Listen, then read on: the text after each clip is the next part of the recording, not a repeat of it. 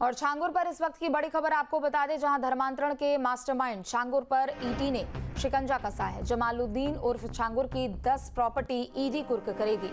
UP ATS ने Changur gang के गुर्गे रशीद को भी गिरफ्तार किया है।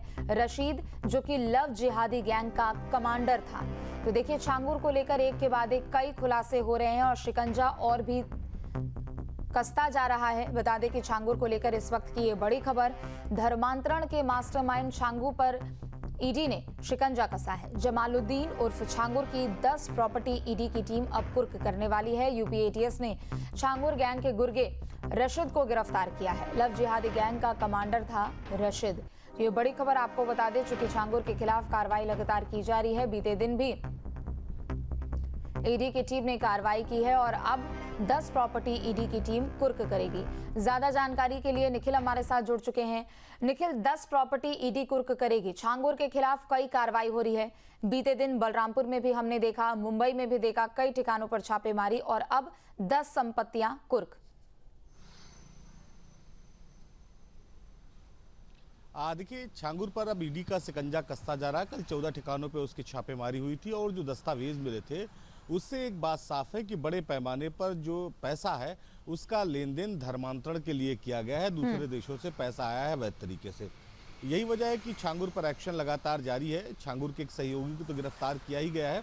उसकी 10 संपत्तियां जो चिन्हित की गई हैं ईडी द्वारा, उसे जल्द ही कुर्क किया जाएगा। इसके साथ ही उसका एक सहयोगी है हरजीत, जो पहले सहयोगी रहा करता था, इस पूरे मामले में शिकायत करता है। उसने भी एक FIR दर्ज कराई है। उसने कहा है कि 7 जुलाई को 3 लोगों ने उसके ऊपर हमला किया था। हरजीत दरअसल पहले मैनेजर था छांगुर का और बाद में उसका धर्मांतरण करा दिया था छांगुर ने। तो छांगुर जो है वो धर्मांतरण करा दिया। उसके बाद हरजीत ने अपना दोबारा हिंदू धर्म में शामिल हुआ। उसके बाद उसने इस मामले की शिकायत एटीएस से की थी, गवाह भी है। तो एक तरफ जहाँ उसके ऊपर हमला हुआ है, छांगुर के जो सहयोगी हैं उन्होंने हमला किया है, दूसरी तरफ छांगुर का एक सहयोगी और गिरफ्तार हुआ है। तो अभी कुल 10 संपत्तियां जो चिन्हित की गई हैं, जिसके साफ इस बात के संकेत मिल रहे हैं कि अवैध जो कमाई थी उसके जरिए संपत्तियों को खड़ा किया गया था। धर्मांतरण के नेक्सस को चलाने के लिए इनका इस्तेमाल किया जा रहा था और जो फंडिंग हुई है वो विदेशों से हुई है। तो लिहाजा इस संपत्तियों को कुर्क किया जाएगा और उसके बाद आने वाले समय में कार्रवाई होगी। अभी तक कुल अगर हम बात करें छांगुर के मामले में, तो छांगुर के मामले में सबसे पहले उसके अवैध जो घर था उसे गिराया गया और उसके बाद उस पर नोटिस चस्पा कर दी गई है वसूली के लिए। जो गिराए जाने का जो खर्च है सरकार उसे वहन करने के लिए, उसे भुगतान करने के लिए उसे निर्देशित किया है। अगर वो नहीं भुगतान करेगा तो उसके ऊपर कुर्की की कार्रवाई होगी। तो पहली जो संपत्ति उसकी ये है। दूसरी 10 संपत्तियों को ईडी भी जो है वो कुर्क करने जा रही है, चूंकि ईडी को इस बात के साफ संकेत मिले हैं कि बड़े पैमाने पर पैसे को जो है वो ट्रांसफर किया गया। उसके पीछे मकसद जो है धर्मांतरण था, जो एक साजिश देश के खिलाफ चल रही थी। तो अभी छांगुर पर पूरी तरह से शिकंजा कसता जा रहा है। उसके एक सहयोगी को गिरफ्तार किया गया है। कल 14 ठिकानों में महाराष्ट्र में भी जो है एक जमीन का मामला सामने आया था, वहां भी 2 ठिकानों पर छापेमारी हुई थी। तो ईडी और एटीएस दोनों अपने हिसाब से काम कर रही है। जो ईडी है उसने अवैध तरीके से जो पैसे उसके खातों में ट्रांसफर किए गए उसके जो है जांच पर शिकंजा कसना शुरू किया। दूसरी तरफ एटीएस के लगातार गिरफ्त में जो है जो छांगुर और उसके सहयोगी आते जा रहे हैं। जी बिल्कुल, और यूपी से लेकर मुंबई तक कल की भी पूरी कार्रवाई हमने देखी। और चूंकि पहले ही जो कोठी बनाई गई थी छांगुर की ओर से, आप भी चूंकि वहां ग्राउंड पर पहुंचे थे और आपने भी तस्वीरें दिखाई थी कि एक एक करके उसको ध्वस्त करने का काम किया जा रहा है। लेकिन ये जो 10 प्रॉपर्टीज है वो कहां पर ये प्रॉपर्टीज है और ये कैसी प्रॉपर्टीज है?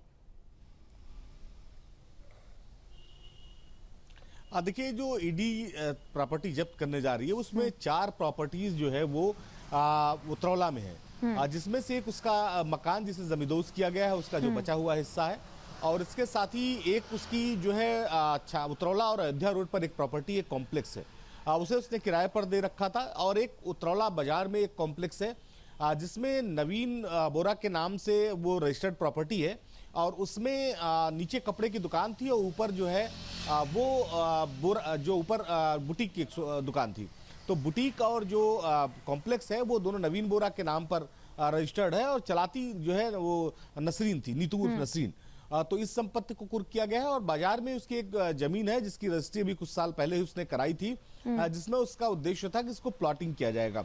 उसके साथ ही उसका जो पैतृक घर है उसको भी, जो जमीन है उसको भी कुर्क करने का जो है वो प्लान बना रही है ईडी। और इसके साथ ही अगर हम बात करें तो महाराष्ट्र में उसकी 2 संपत्तियां चिन्हित हुई हैं। इसके साथ ही आसपास के जनपदों में भी कुछ संपत्तियां चिन्हित हुई हैं। रजिस्ट्री डिपार्टमेंट की तरफ से जो सूची उपलब्ध कराई गई ईडी को, उसके जरिए वो इन संपत्तियों को कुर्क करने जा रही है। तो बड़ा सिकंजा ईडी का कसता हुआ दिखाई पड़ रहा है। एटीएस पहले इस मामले में लगातार कार्रवाई कर रही है और छांगुर की जो मुश्किलें हैं अब वो धीरे धीरे बढ़ती चली जाएंगी। बहुत बड़ा नेक्सस था ये, और इस नेक्सस के तहत छांगुर चाहता था कि बड़ी संख्या में डेमोग्राफिक चेंजेस लाए जाएं, बदलाव लाए जाएं, और उत्तरावला आसपास के जनपदों में, बलरामपुर जनपद में और आसपास के जनपदों में बड़ी संख्या में धर्मांतरण कराए जाएं। 1500 से ज्यादा धर्मांतरण उसके द्वारा अभी तक कम से कम कराया जा चुका है, जिसमें ज्यादातर हिंदू लड़कियां हैं।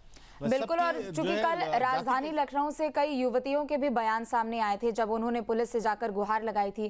कई ऐसी पीड़िता हैं, उनका कहना है कि 5000 से ज्यादा लड़कियों का धर्मांतरण कराया जा चुका है।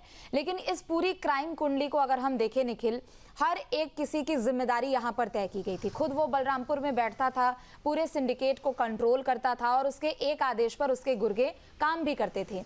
बदर अख्तर सिद्दीकी का नाम सामने आया, जो कि गाजियाबाद और वेस्ट यूपी में काफी ज्यादा सक्रिय था, धर्मांतरण कराता था, लव जिहाद जैसे भी आरोप थे उसके खिलाफ। लेकिन दूसरी तरफ अब रशीद का नाम सामने आया है, यानी अलग अलग इलाकों में अपनी पूरी फौज को उसने सक्रिय कर रखा था।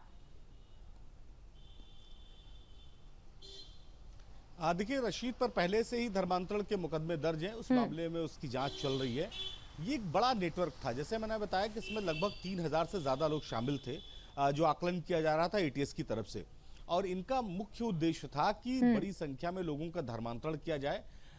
छांगुर जिस बिल्डिंग में, जो बिल्डिंग ध्वस्त की गई, उसमें अस्पताल खोलना चाहता था। उसका मकसद था कि यहाँ पर जो गरीब कमजोर तबके के लोग हैं उनका इलाज मुफ्त किया जाए और धीरे धीरे उन्हें इस्लाम की तरफ जो है आकर्षित किया जाए कि इस्लाम की वजह से ही उनका जो इलाज है वो मुफ्त चल रहा है, लिहाजा उनका धर्मांतरण कराया जा सके। तो तरह तरह के प्रलोभन देता था। उसके जो जनपदों, दूसरे आसपास के जनपदों में जो लोग थे, पश्चिम से लेकर पूरब तक के हिसाब से कह सकते हैं, उनका मकसद था कि ऐसे कमजोर, पीड़ित या ऐसे परेशान लोगों को ढूंढा जाए जो किसी न किसी वजह से काफी परेशान हो।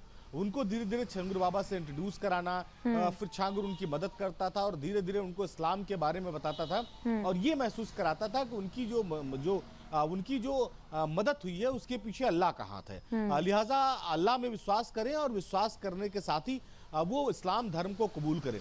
तो एक बड़ा नेटवर्क चल रहा था जो जनपदों में काम कर रहा था। इसमें कई कमांडर स्तर के लोग तैनात किए गए थे, जिनका मकसद था कि जनपदों की रिपोर्ट्स जो आए उसको छांगुर को इंट्रोड्यूस कराना।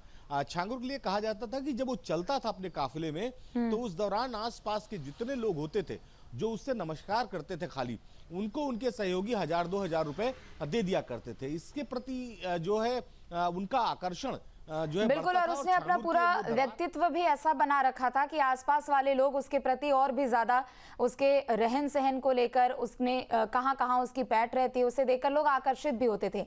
हालांकि बाद में एक के बाद एक कई खुलासे हो रहे हैं कि धर्मांतरण का वो पूरा रैकेट चलाता था। बहुत शुक्रिया आपका तमाम जानकारियों के लिए। जहाँ भक्ति है हर शब्द में, कथाओं में छुपे हैं दिव्य रहस्य और ज्योतिष देता है जीवन को दिशा। धर्म से जुड़ी हर बातों को जानने के लिए हमारे चैनल स्तुति को सब्सक्राइब करें। चैनल पर जाने के लिए इस लिंक पर क्लिक करें।